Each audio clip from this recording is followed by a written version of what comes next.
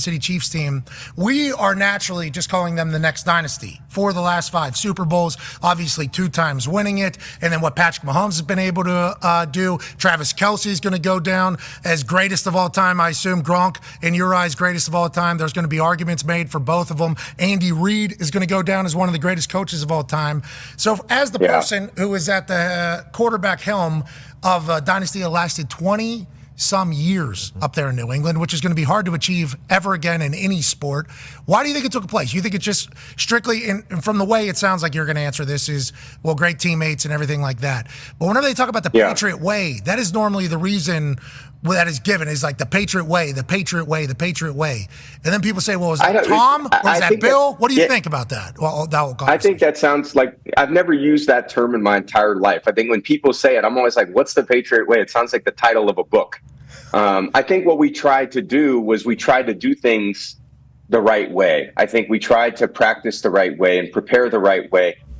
What happened on game day was ultimately a reflection of what we practiced. And I thought we had great leadership from our coaches, and it filtered down to the guys who really drove the culture. We had so many guys that I played with over the course of a lot of years that, you know, really understood that, okay, I'm going to care about my teammates and I'm going to care about helping the team win. And whatever personal agenda you had, you know, individual success and individual awards, I don't want to make those insignificant, but they weren't as significant as what we were trying to accomplish as a team. And I think being a real selfless player and understanding that if the ball didn't come your way as a receiver and it went somewhere else, that was a great thing for the team, as opposed to a lot of times, you know, if it doesn't go to you or if you don't make the tackle, I mean, you get frustrated that you don't feel like you're a part of it. To me, it was always, when we'd score touchdowns, you know, we'd celebrate with the O-line, because without them, we didn't have anything. I didn't have time to throw the ball. We didn't have holes that we could open up in the O-line for our backs to get through.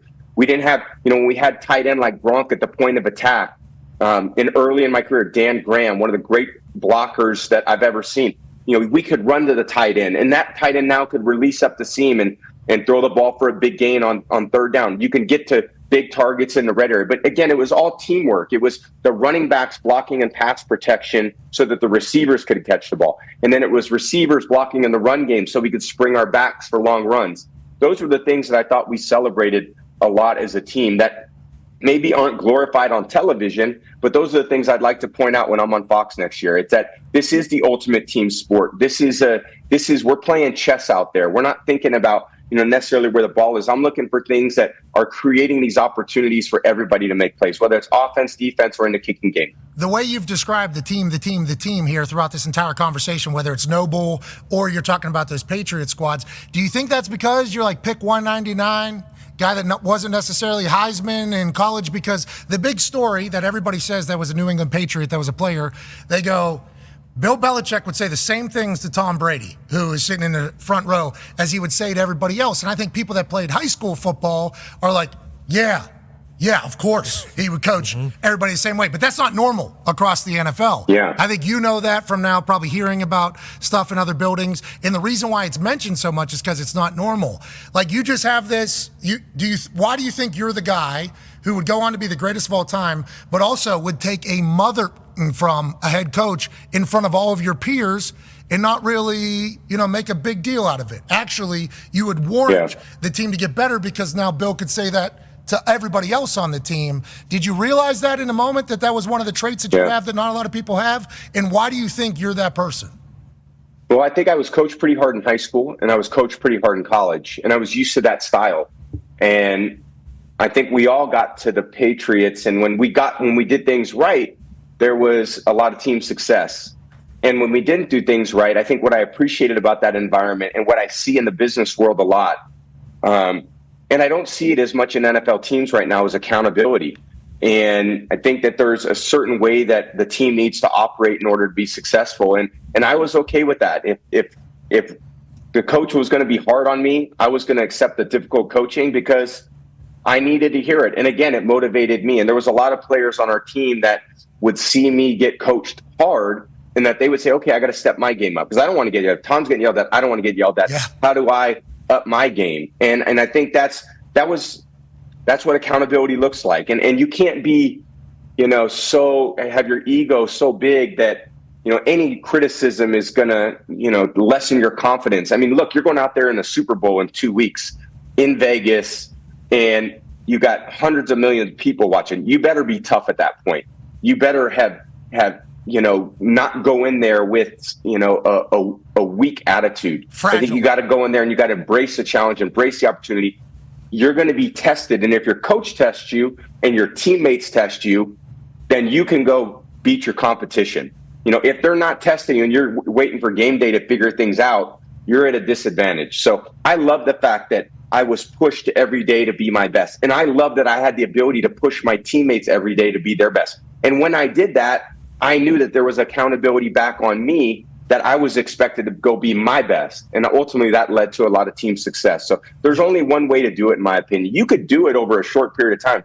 I don't think Andy Reid, lets his players get off the hook. I don't think Kyle Shanahan lets his players get off the hook. I see those guys with the very disciplined style. I respect those programs for how they run it. And I hope all the teams can learn from that so that we can create the most competitive NFL that there could be, and people continue to love the sport like I have over a long period of time. There's a lot of different ways to go about it, but it feels like if there isn't accountability, there isn't success following in anything. That genuinely feels like that. So anytime the Patriot Way gets mentioned, I think that's my first and everybody's first thought is like everybody is being held accountable to the same exact standard. Now, when you're 40 years old and you've won 6 Super Bowls and you're already being called the GOAT, was there anything to you getting to the point of just being sick? Like, I'm tired of Bill Belichick talking to me like I'm a 23-year-old. Because that was kind of the lingering at the end of your time at New England, is that although you had been the guy that just was, hey, I'm one of the guys, even though you never were, I respect the fact